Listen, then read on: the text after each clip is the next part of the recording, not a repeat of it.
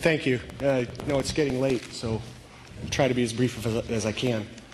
Just brought along with me the little piece of paper I had with me at the funeral when I spoke there, and jotted down a lot of things then. And I've moved up in the world. You know, it was a little bit of an emergency situation back then, but I talked a lot about Hannibal the great man versus Hannibal the good man, and how I only knew the good man. I didn't really know him as this great man that everyone knows him as. But then I got this notebook, and now I've got a lot of room to write. It's never really enough, is it? And it's a shame, because you can't just take a tape measure and say, see, this is how much I loved Hannibal. Or you can't just take a scale and throw your heart on there and say, see how heavy my heart is. But anyway, I just went back to language, because it's weak, but it's all we have. So after the past few weeks, over the past few weeks, I've been reading a lot online in different places about how great Hannibal Alkhas was, and that he's passed.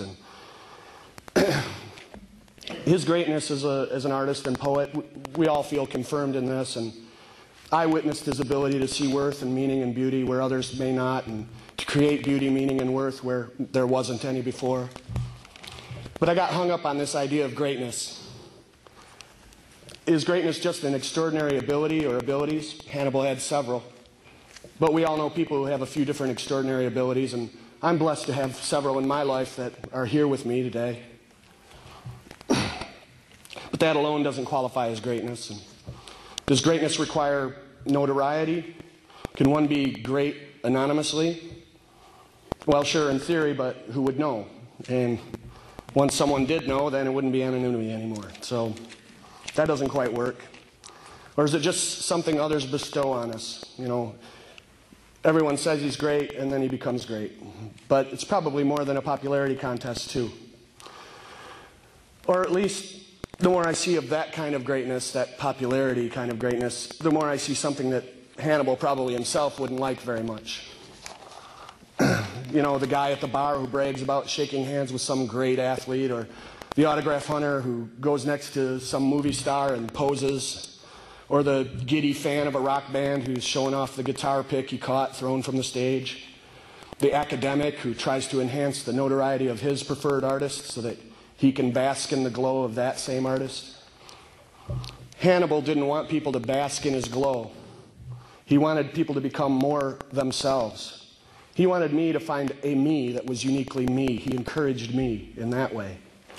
In the last days, he was able to have conversations with his daughter, my wife, and one of them was about me. And he said, Larry is so creative. He needs to create more. He needs to make more time to create.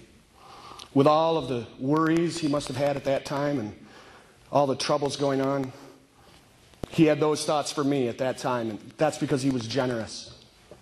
He was good.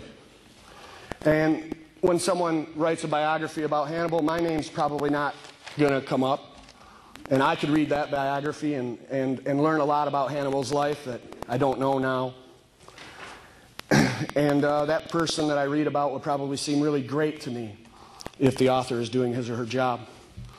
But that won't make me miss him more. The Hannibal we'll read about in books hasn't died. I know that Shakespeare was great, but I don't mourn his passing. I know little about his life, less about his family, and even less about his friends, or his son-in-law, or anything like that. Even though when he died, those were the people that missed him. I miss Hannibal. I want him back, sitting on my couch, joking, showing his love, talking with me and my father and his daughter.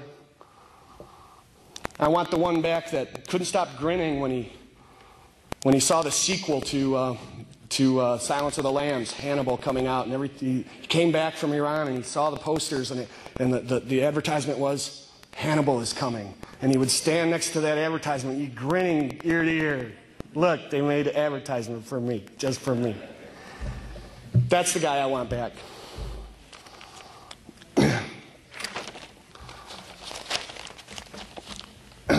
He was the only one who